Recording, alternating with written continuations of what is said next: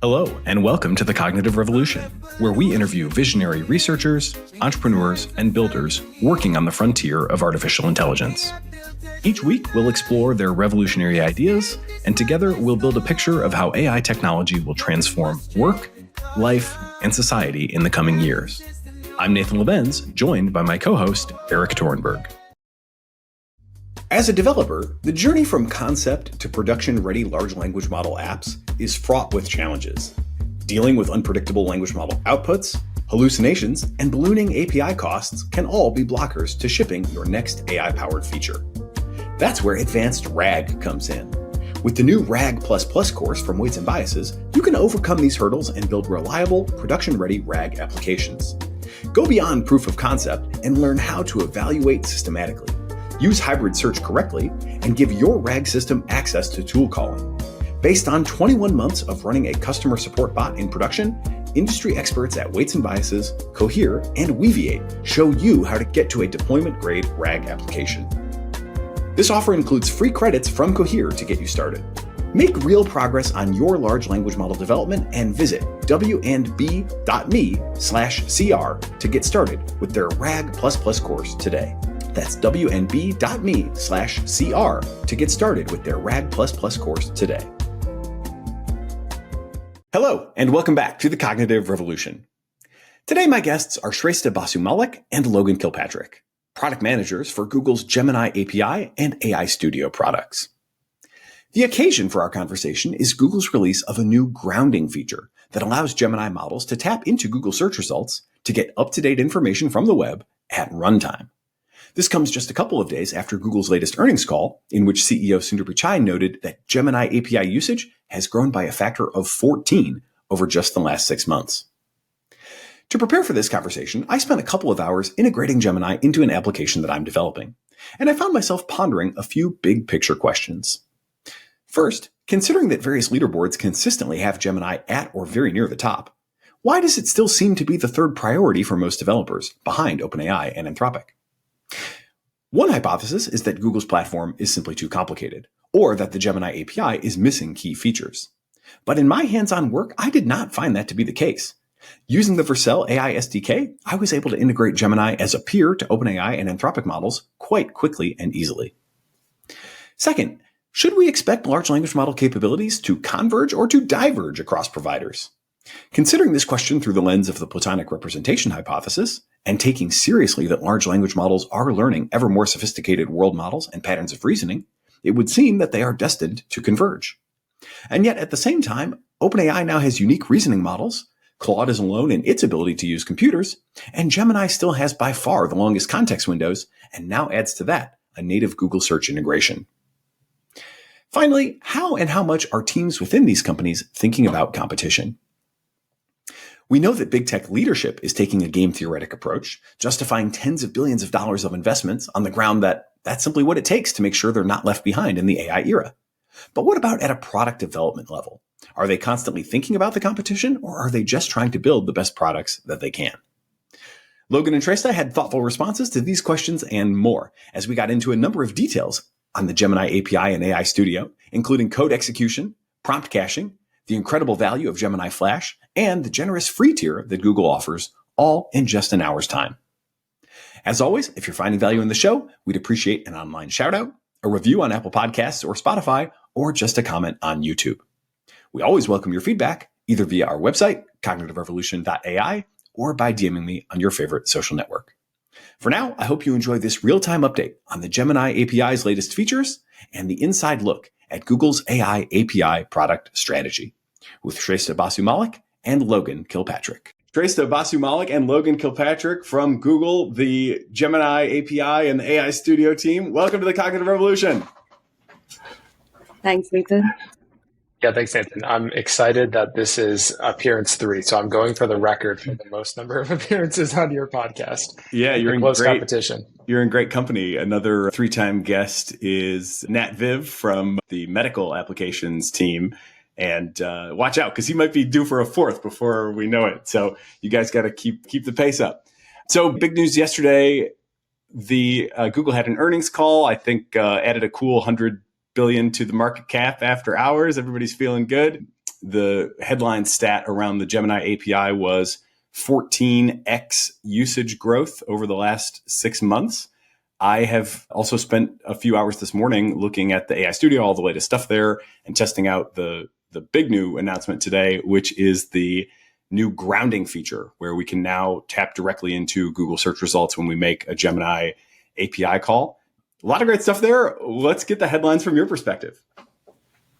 Yeah, I love that. Maybe a quick, super high level context setting for folks who don't know AI Studio, and then we can talk about search grounding. Yeah, AI Studio, entry point for developers to build with AI, and specifically Gemini. We have all the latest Gemini models available inside of AI Studio. It's really intended to be like the least frictionful experience you could imagine. So literally like 3 or 4 clicks, and Nathan, you can either confirm or deny this, like a few clicks, get an API key, test the models really quickly, and then go off and build something. I think that's what success for us looks like. And the increase in API usage and users building with Gemini has been awesome to see. And I think in some, at least to a certain degree, driven by make it as easy as possible to use Gemini and also as easy as possible to build with Gemini. We also have had a ton of independent of today's search grounding launch, which I'm excited to talk about, like just a slew of like continual things coming out the door, from experimental models to production ready models to like new model classes with our Flash AB model to code execution and all this other stuff that's landed in the last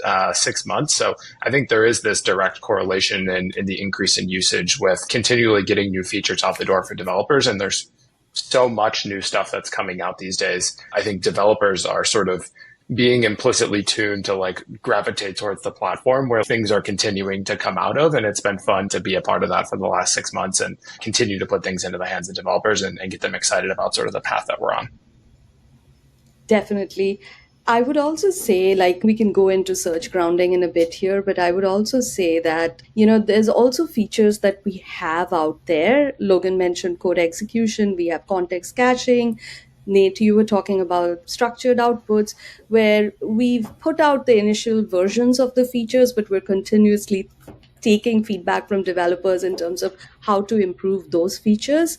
And also the overall platform experience, whether it's error codes, whether it's rate limits, like we're continuously trying to think of how do we provide like a frictionless experience for developers. A lot of progress certainly has been made. I think it really does bear emphasizing the kind of early fork in the road that I've seen some, and of course, Logan, you continue to do yeoman's work online, correcting any misconceptions that may pop up. But I've seen a couple people be like, oh God, I wanted to use Gemini. I went into Vertex. I got totally lost.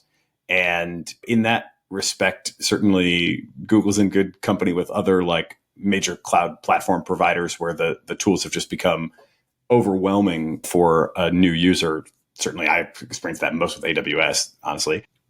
The fork in the road early is like, understand the distinction between Vertex and the AI Studio and make sure if you are trying to do the kind of work that I do, which is typically prototype, proof of concept, relatively low infosec hazard type of things, then you want to find yourself in the AI Studio. And that is really very much on par. And in some ways, I would even say has some advantages relative to the competing platform type products that OpenAI and Anthropic have, which are all getting really quite good at this point. So go in there, choose a template prompt, tinker around with it, handle all the different little things on the sidebar around the structured outputs, whatever, generate code, choose your language, paste that into an AI coding assistant and have it do the translation into your application. I actually did that basically end to end earlier today in just about 90 minutes for an application that I'm developing. And it was really a pretty smooth process. I will confess that Gemini was the third provider that I had added to the app. Like most people, I started with OpenAI as it's just kind of the thing to do, I feel like. Then I went to Sonnet. And then today I was like, oh, this grounding thing sounds pretty cool. I should go check that out and let's see how smooth they've really made it. Let me do the integration. It really was super smooth. I wonder if you think I'm representative, first of all, in terms of being a developer who, like, for whatever reason, still has Gemini third in their queue. And I was looking for reasons for this today. I was like, what's the deal on LMSys? Well, not really a big difference. Gemini models right at the top. What's the deal with ease of use? What's the deal with structured outputs? What's the deal with all these features?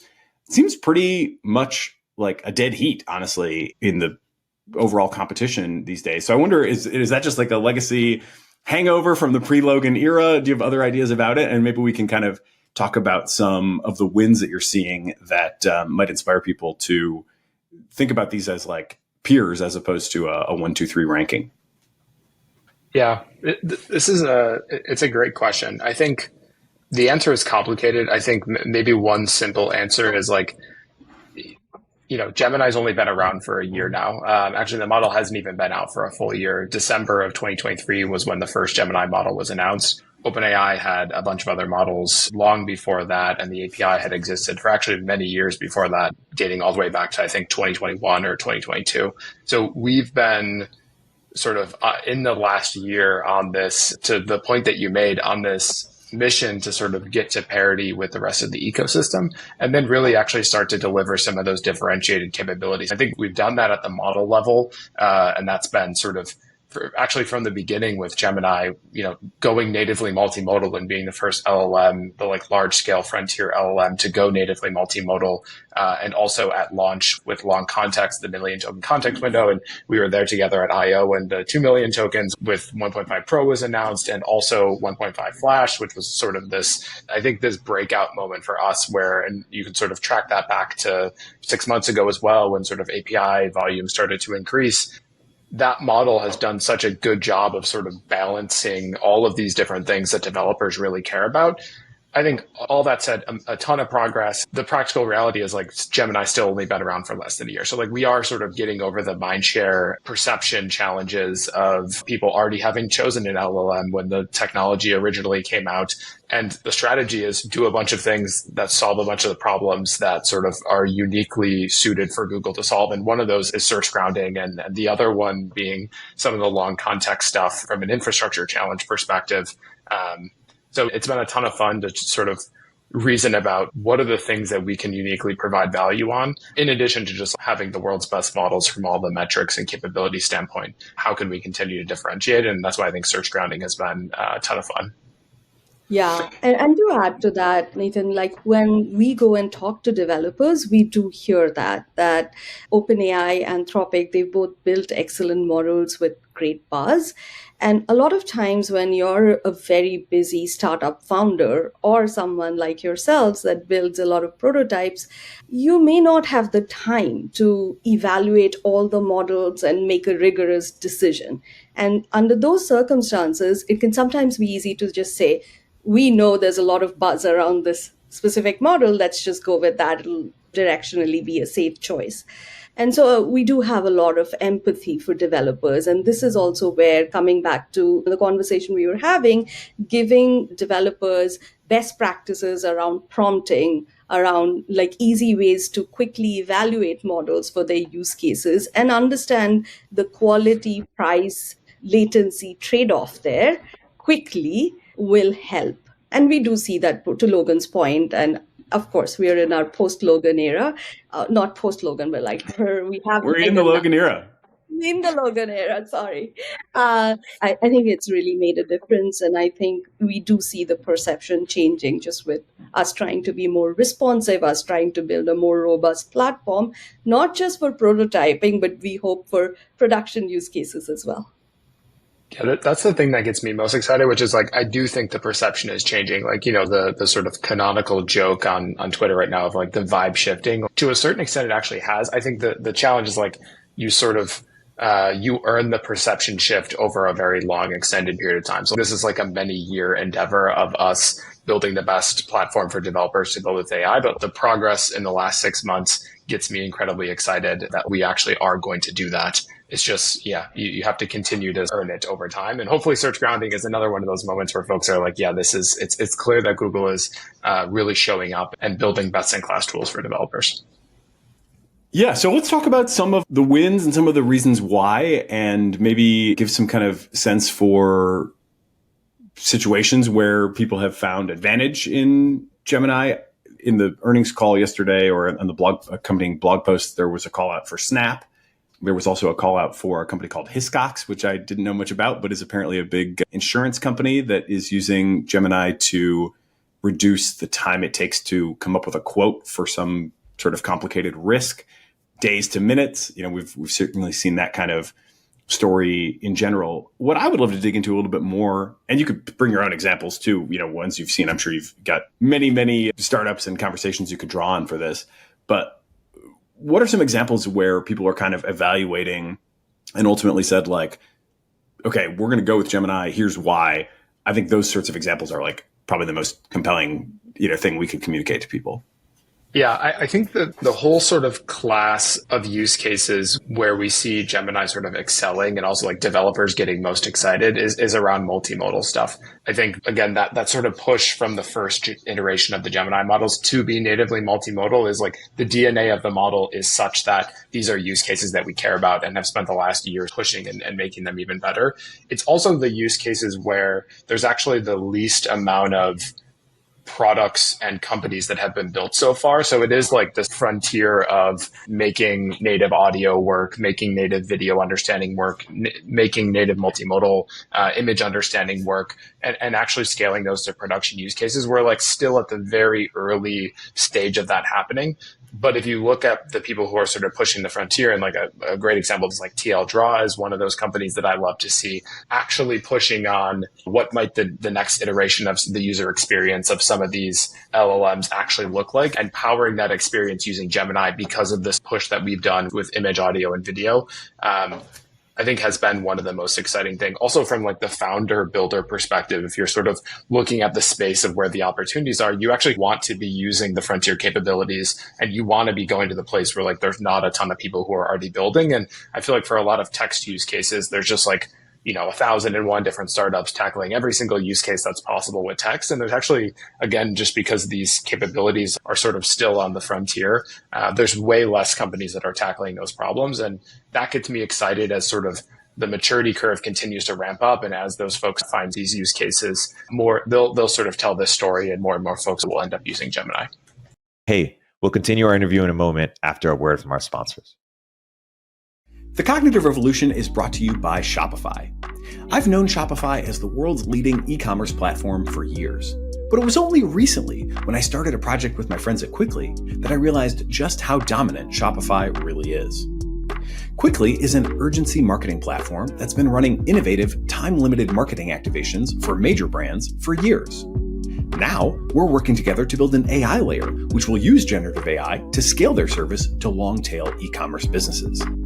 And since Shopify has the largest market share, the most robust APIs, and the most thriving application ecosystem, we are building exclusively for the Shopify platform.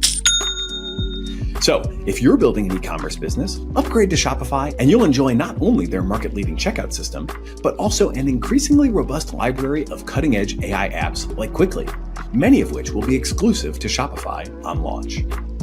Cognitive Revolution listeners can sign up for a $1 per month trial period at shopify.com/cognitive, where cognitive is all lowercase. Nobody does selling better than Shopify, so visit shopify.com/cognitive to upgrade your selling today. That's shopify.com/cognitive. As a Cognitive Revolution listener, you're obviously interested in cutting-edge AI technology. And with that in mind, I'm proud to say that this episode is brought to you in part by Notion. Notion has been a clear leader in high-value applications of generative AI since the wave began. Earlier this year, we had Notion AI engineer Linus Lee on the podcast. The quality of his insights showcased the caliber of talent that Notion employs. And that inside look at how Notion builds with AI is still extremely valuable. Given my personal focus on AI automation recently, I specifically wanted to highlight Notion's library of workflow and automation templates. If you're looking to streamline your processes and lay the foundation for future AI-driven automation, these templates are an excellent starting point. And even if you're not ready for full automation, you'll benefit immediately from Notion AI, Notion's latest all-in-one AI implementation that searches through thousands of documents, regardless of whether they live in Notion or on some other platform like Slack or Google Docs, to deeply understand the context of your work and generate highly relevant analysis and content just for you. Notion is used by more than half of Fortune 500 companies, helping teams reduce emails, meetings, and time spent searching for information. Want to try it? Head to notion.com/cognitive revolution. You can start for free, and using our link supports the show. So join me in giving Notion AI a shot today at notion.com/cognitive revolution.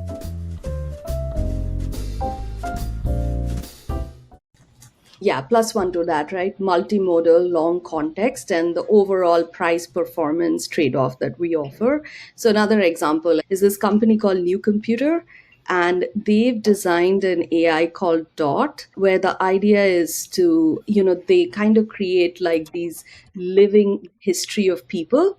And they're basically, the goal here is to know and understand people. So they're using Flash because it has large context length, and also the price is very favorable to compress daily conversations into retrievable objects for Dot's memory, which Dot can then go back and retrieve these daily summaries of the user's conversation to build an overall understanding of the person. And then a couple of examples that we've talked about before is there's this company called Envision that is helping people with low vision to better understand their immediate environment. And again, here, this is a place where the speed of Flash becomes very relevant, because for a use case like that, you need like low latency. And then we've also talked about Locify that takes basically a Figma design and uses their own AI models to generate code. But they're pairing this with Gemini's 1.5 million context window because, front-end designs can contain hundreds of layers, and Gemini kind of helps to take that front-end design and reformat it and rename it in a way that makes it easier to then be consumed by their own proprietary AI model. So these are some examples.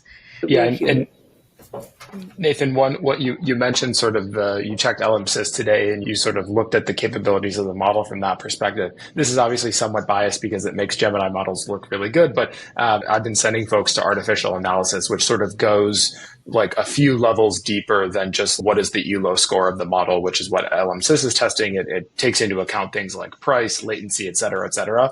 And the thing that sort of continually puts a smile on my face is Flash is literally in its own quadrant. Like there is no one else that is in that quadrant as you take into account like the things that developers actually care about. And I think I like LMSys a ton, and I think it's a great sort of proxy for how good the models are, but it actually doesn't quantify many of the characteristics that developers actually care about as they're making the decision of what model should I take into production. So it's been really cool. And like Shrestha mentioned, the sort of output speed, that's another one where it's like Flash is sort of, leading the pack from a time to first token and tokens per second perspective.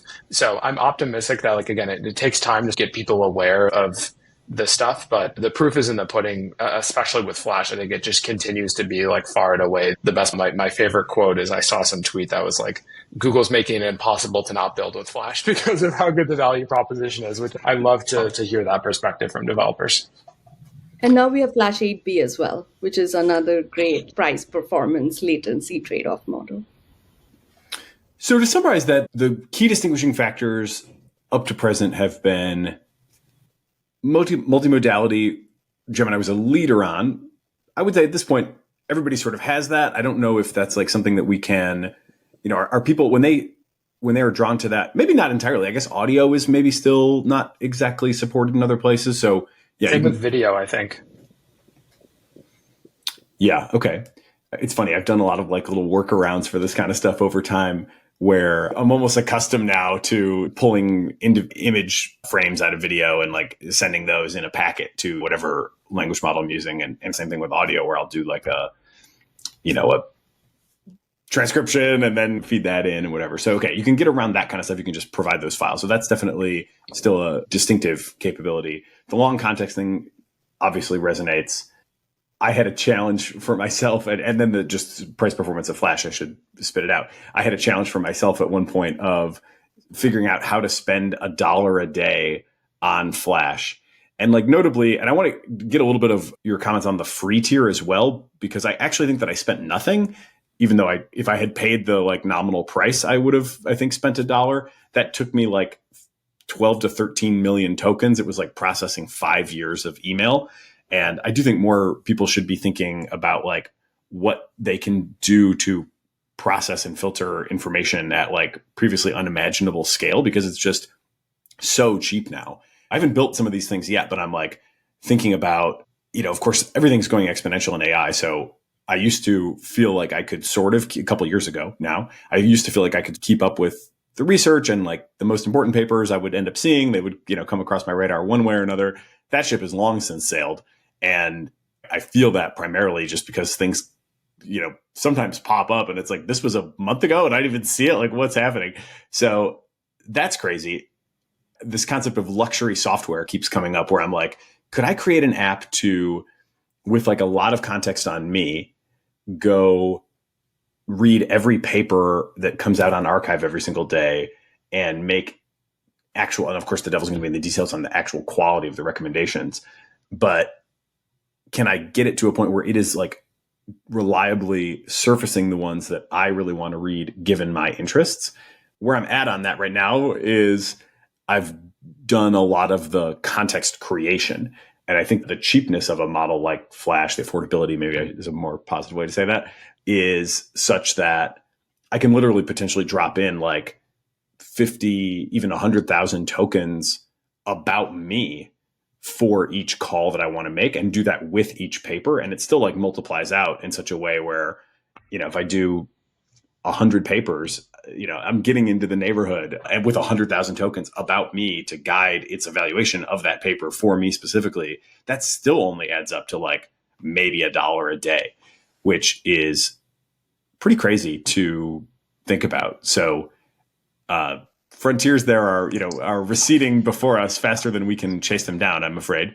I guess to actually make a question out of that, can you tell us what the free tier looks like? I saw Swix also say that like if you had a live video feed, you could take 1 frame per second and feed that into Flash on a continual basis, and that would still be within the free tier. So I want to understand the free tier better, and I'm also curious as to what other sort of kind of luxury software, boundary pushing, million X information processing ideas you guys have come across recently. Yeah, Nathan, that example that you gave is even further reducing costs because you can put, like, if you have that sort of static set of context, you just throw that in context caching, and then you sort of nominally pay the like really small amount to store it and or pay the incremental token cost. Like it gets even better as you sort of have that persistent set of tokens that you want to continue to reuse. But I think the free tier is such an important part of the strategy for us. Like if you look at what is the fundamental limitation for developers to build with AI, it's actually economic costs. Like the cost for developers to experiment with technology and ultimately go and build something and put it in the hands of users is generally high right now. And the free tier gives developers for us the opportunity to not have to like put in a credit card to begin with. And you could be anywhere in the world, the 200 plus countries where the Gemini API is supported, and get access to that free tier. And I don't think you can do 1 frame per second. The total number of requests for the free tier with 1.5 Flash, for example, is 1,500 a day. But the interesting thing is you could make all of those long context token requests. So it could end up being like 1.5 billion tokens every single day that you're getting for free on a recurring basis, which is actually just like an incredibly good value proposition. In addition to all of the frontier capabilities, including search grounding and others, code execution, et cetera, being available for free for developers to try in AI Studio. So it's like the 2-pronged approach of minimal friction to get started, experiment with the features, see what's possible. And then when you go to the API, you actually still don't have to pay. And then ultimately, when you want to go to production, like we have the scaled pay-as-you-go tier and with sort of the prices that make it difficult to spend $1 a day. So this narrative is one that we'll continue to push on as we want to extend the technology to get into the hands of more developers. There's like such a small, I don't know if it was GitHub or another provider putting out like the number of developers who are using AI today is still like only a fifth of developers have actually used and are actively building with AI. And again, I posit like a lot of that is actually the economic cost of getting started and not wanting to take on that burden. I have another thesis, which is that it's obstinance more so than cost, which might be harder to get over. Just to unpack this cost thing for a second more, because I tell people, now I would separate it from like, as a friction reduction strategy, it makes a ton of sense for Google to say, hey, get in here, see what we've got. We'll worry about the money later. YouTube is now making roughly $1 billion in revenue a week, I understand. So like there's some ability to give a free taste on the Gemini API. But when I think about it from the developer's perspective, there's the friction reduction part, but I'm also like, when I coach people on how to think about doing an AI project, I usually say you should be able to save 90% relative to what you're doing today with human labor, which is usually what people are trying to save on. And then of that 10% that you're going to spend, still 90% of that is probably on the R&D and just up, right? Like the money goes to the developer, somebody like me or, whoever you're going to hire to help you with it. And then like 1% usually ends up going to the actual inference costs. All numbers rough, obviously, but do you see a different pattern out there? I see people being like way too concerned about cost, and I'm constantly trying to talk them out of that. I guess maybe that's the same thing that you're saying, but it's a strange phenomenon to me that people are so worried about inference costs. I think it's the disconnect between like actual cost that is incurred versus like implied cost. Like I think people have this notion, and perhaps a lot of this goes back to like maybe the first time you ever looked at the cost of LLMs as a developer was 2 years ago when it was like $30 for 1 million tokens or something like that. And that sort of has stuck with you to be like, oh, this thing's actually really expensive to use and put it in production, which I think is like entirely disconnected now from the reality that it's, costs have gone down like 99.9% in the last 2 years. So I think the challenge of AI right now, independent of just developers, maybe this actually goes to the point that you made before, Nathan, is actually just like this continual education as the frontier changes. And it's like hard for that message to be like disseminated. I bet if you were to ask 1,000 developers, how expensive it is to build with AI, they would tell you it's really expensive and like, we should be really careful about this, when the practical reality is like, it's actually not the case anymore. And you just need to sort of, that's why we're tweeting essentially, is to continue to spread the message that like, that shouldn't be a burden for developers as they build. 100%. And I think that the inference cost, like we've all seen those cost curves, but one thing we know for sure is inference costs are continuing to go down drastically across everyone in the industry. But I do have empathy here again, because I think sometimes like with some of the newer features like tool use or code execution, there could be certain hidden costs, and developers are right to be like, sort of more careful here. But I think overall, we can all agree that these costs will come down. I did want to come back, if I may, to the 1 frame per second comment. I was trying to back it out. And I think what that might have been is 1 million tokens is roughly 1 hour of video. And if you look at each frame of a video, like right now we have one image at about 258 tokens, but then with the metadata on top, each frame is about 300 tokens. So maybe Swix's calculation was coming from there, because then that would roughly be 300 tokens. So 1 hour of video would roughly be 300 tokens per second, which is 300 tokens is roughly 1 frame. Okay, gotcha. Thank you. It is, I do think that like ongoing camera monitoring is a really interesting use case for Flash. I mean, I've had multiple conversations in recent months with companies that are like, we've developed we've got like warehouses and factories that have our camera monitoring solution deployed. And we're like, actually not that good at knowing what's going on. And what do you think we could do about it? And I'm like, I hate to tell you this, but I think the answer might be use a foundation model, because they're getting really quite good at a lot of this stuff. Well, that just brought to mind fine-tuning in general and fine-tuning with images. That was one thing I actually didn't get a chance to check into today to see if there's any kind of updates there. But I do think that is fine-tuning in a multimodal way, I think is definitely going to be a huge unlock. If you could fine-tune Flash to do those kinds of tasks. I also think about just like monitoring people in senior living communities. People hate to wear those like fall monitors on their wrists. But if you could, detect when somebody falls within 1 minute, you'd be saving lives literally when people like take their wristband off and then fall. So I think just a ton of course, people will be concerned about privacy, but so many different use cases for a fine-tunable Flash, especially as it gets into fine-tuning with images as well.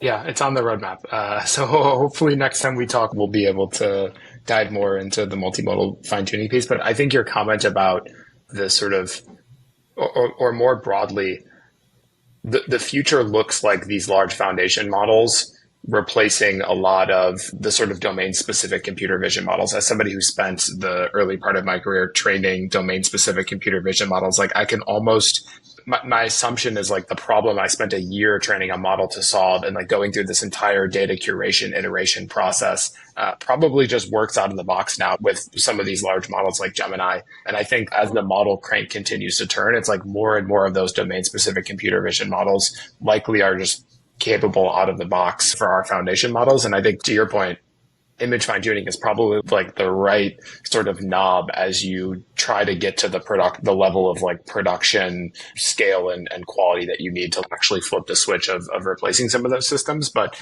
yeah, it gets me excited not only for the existing solutions, but there's so many things that could benefit from that sort of continuous monitoring or just like being able to visually understand the world that isn't deployed today because it's cost prohibitive and because a small business owner doesn't have enough money to go and pay a bunch of AI ML experts to train a domain specific model for the very niche problem. And the future where you can just throw a prompt in with the model and say, here's the state of my problem. Here's a couple images of the challenge I'm having. Help me solve this problem. I think is incredibly exciting to think about.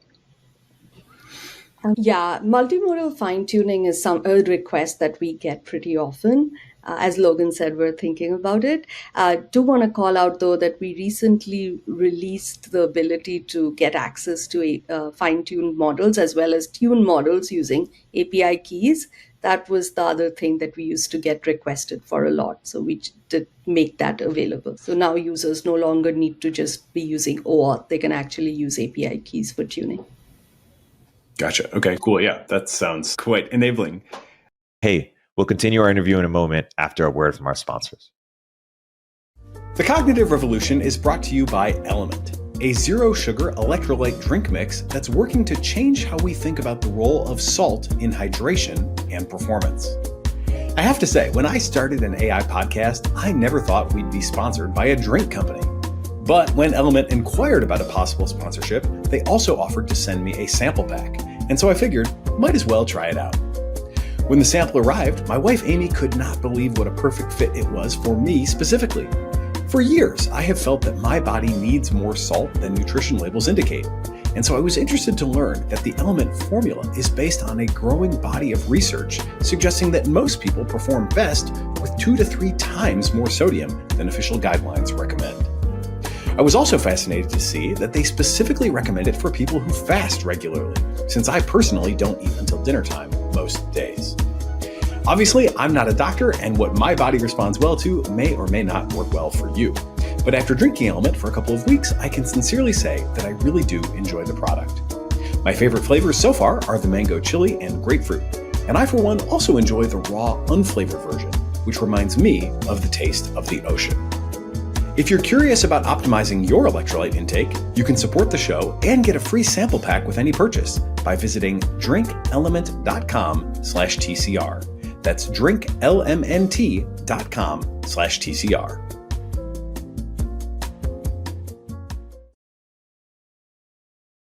Let's talk about the grounding feature. That's obviously the big news of the day. I want to understand it in its just object level, what it can do. I think the basic idea that it like consults Google search and then uses that information to help generate the response. That's pretty intuitive probably for most people. Probably a lot of people have done what I've also done in the past, which is like use some other search API and then get those results and feed that into a language model. So this definitely streamlines that. I would be interested to hear what your other, exciting findings, observations, hidden gem features related to it are. And then maybe we could zoom out for a second and talk about the broader landscape and I'm very confused right now as to whether we're seeing convergence of models across different providers or divergence. And I can ramble on about this forever, but this does seem to be like at least one notable place where Google is doing something that will be difficult for other people to replicate and does suggest a certain divergence. Yeah, happy to get into it. I had a question for you, though, first. You said you had implemented search-based RAG before. Is the streamlining that you've experienced with the feature we're releasing, was that helpful for you? Yeah, I think so. I mean, I obviously haven't put, it through a huge volume of use. What I have done prior to now has typically been to use the Brave Search API, which is pretty good and pretty fast and pretty cheap. So I'm definitely have nothing but positive things to say about the Brave Search API. And then I feed that result into another language model and have it generate a summary for, just overall simplicity and just immediacy of getting something like this running. Having it all in one is an obvious win. I don't have like huge benchmarks to know how my coverage would compare, but I would have to assume that Google would have better coverage in the long tail of search. And I'm typically searching, like at Waymark, we're searching for long tail small businesses. So Brave has done pretty well there, but I would imagine Google would have better coverage. And yeah, beyond that, I think I still have to get a little bit more into the details to really have even a vibe check. But certainly my brand trust in the Google search stack, obviously built over a long, long time, is such that I would probably tell people to try that first at this point. Yeah, that makes sense. Thanks for that. Yeah, so as you said, right, like the basic intuition here is get information from search to bolster the model's response, to make it more accurate, to give fresher answers, to give better answers on long tail queries the model doesn't do as well on. And the other thing we found in the process of testing this out is sometimes just with having search grounding on, you get a much richer answer. For example, if you were to ask it, what is the smallest horse breed in the world? The model by itself might just give you the answer, which is Falabella. I hope I'm pronouncing it right. But search grounding, if you have it on, will give you more details around, like here is their average size, they found in Argentina, and a lot more richer detail, which, as you can imagine, for certain applications is better. Another example here is somewhere where Logan and I have a difference of opinion, but like if you ask the model, what's the capital of Mars? The model will say that Mars doesn't have a capital. And that's the answer Logan prefers. The version I prefer is the one with search grounding on, which goes into a much more richer detail about here is a list of sci-fi books which have had capitals of Mars. So, that's also where developers can account for individual preferences. Coming back to your question, I think there was a question in there perhaps around what kind of queries would developers want to ground on. And one of the things I do want to call out that we're making available with this feature is there are two layers of control almost. So the first one is whether to have grounding on or off. And that's a toggle in AI Studio, and it's the decision to pass the grounding as a tool in the API. In addition, we have this additional parameter called dynamic retrieval. And what that parameter does is it lets the developer tell the system that even if search grounding is on, how often should it be invoked? So if you set the dynamic retrieval parameter to 0 or to a low value, then search grounding is invoked pretty often, like in all sorts of queries, right? And this might be a use case where developers just want to provide that richer layer of detail in their answers, right? Where on the other hand, if you set the dynamic retrieval parameter to a higher value, let's say 0.7, 0.8, then you're saying be selective about when you ground. And that might sort of correlate with use cases where, like recency, right? A question that has a high degree of recency requirements, that's a place where you need to ground because that might be beyond knowledge cutoff. And so this dynamic retrieval is an additional parameter which kind of lets people decide how often should grounding happen, even after it's turned on. Nathan, should we do a quick demo? We can pull it up if that's useful to show. I don't know how much of your audience listens versus watches on YouTube. I think mostly it's listening, but we still could. Defer to you. Whatever. My general, with apologies to Tyler Cowen, I always say this is the AI conversation I want to have, and the fact that other people want to listen to it is kind of a happy accident. Yeah, let's keep going for now because I know time is kind of short, and it is easy to find. If you get into the AI Studio, you drop down to the lower right-hand side. It's there. I did find that before. I was going to bring that up if you didn't. I do think that slider, it's essentially kind of another, feels like a temperature sort of score where you're like, turn it down to 0. I'm always grounding. Turn it up to 1, it's never grounding. And then in the middle, you're obviously trusting the fates. But I definitely see myself, I think that'll be really interesting to play with, the in-between space. My immediate instinct is to just always use it for the kinds of things where I think I might need it. But it'll be interesting to see how much I can delegate that decision making to the model versus sort of telling it like, no, I do want you to always go get the latest information. Yeah. May I just add a couple of things, Nathan? The other two aspects of this release are when you do get the answers from grounding, we do link out to the grounding sources, both in line and there's a little table list at the bottom. And the reason for that is twofold. One, we do want to link out to our publisher ecosystem and send people on those informational journeys to get more content. And we also find that in testing, users love this. They love being able to get the answer, but then being able to validate the answer or get more nuance around the answer by clicking on those links. So we do provide those grounding sources, and we provide search suggestions, which are examples of the type of queries to Google search that would have given content similar to what we have in the answer. Nathan, I think this sort of directional line that this draws is the sort of the future where people, at scale have a deeper trust in AI systems because they have this sort of evidence of and can see the citations and the grounding materials themselves, and then also go out and click through and validate those answers from models. I think like the early innings of AI and generative AI specifically have been like sort of putting a little bit of trust in the model. Everyone has this notion that like you shouldn't really trust the models, but you should in some cases. And it's like kind of murky where that line gets drawn. And I think this next sort of inning of this AI explosion is going to be like actually putting those citations in the hands of both developers to then build products that include that, but also just like generally the applications being able to have a little bit deeper trust, knowing that the materials are actually coming not just from the weights of the model, but actually reputable sources. It's funny that you say innings because my first trial on this with the thing at 0 and 1 respectively was what's the state of the World Series? And that's obviously, very obvious one where without the grounding, the 2023 World Series is the most recent World Series that it knows about. And with the search enabled, then it's obviously able to go out there and get that information. So lots of things like that.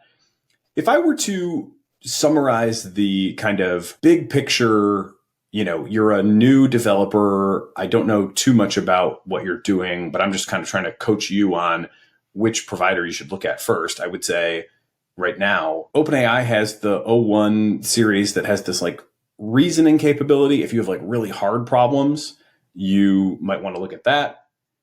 Claude has this like new computer use thing, which is kind of amazing. So if you're doing something that's like agentic in a unstructured environment, you might want to look at that. Gemini has the super long context and now has the search grounding. And then, of course, Meta has the open weights.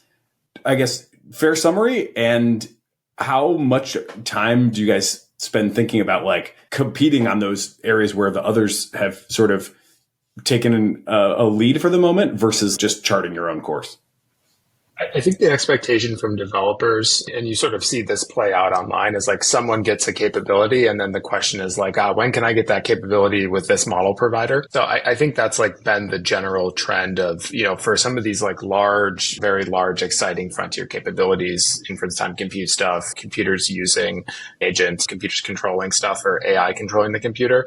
It's incredibly exciting. And it's clear that it's captured the imagination of developers, all things that are exciting and interesting to us. So we'll see what ends up landing in the future, but hopeful. I think there's like you have to continue to have the sort of base layer of capabilities that developers expect.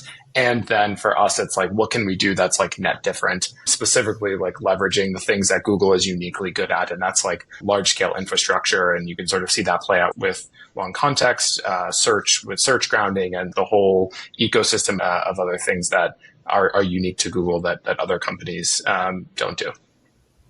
Yeah, I would say that's exactly right. Like we think of our roadmap in almost like 3 buckets. The first one is what's the excellent work that other players in the ecosystem are doing, and we do strive to learn from them. The second one is what is it that Google can uniquely bring to the table, search grounding. In Vertex, you can use YouTube links, which is something we hope to bring to AI Studio, things like that. And then the third one is just overall API experience, just basic boring but very important stuff, like have the best error codes, have great support, have really good rate limits, make sure the price is such that no developer should be deterred from building with our API. So that's the third bucket for us.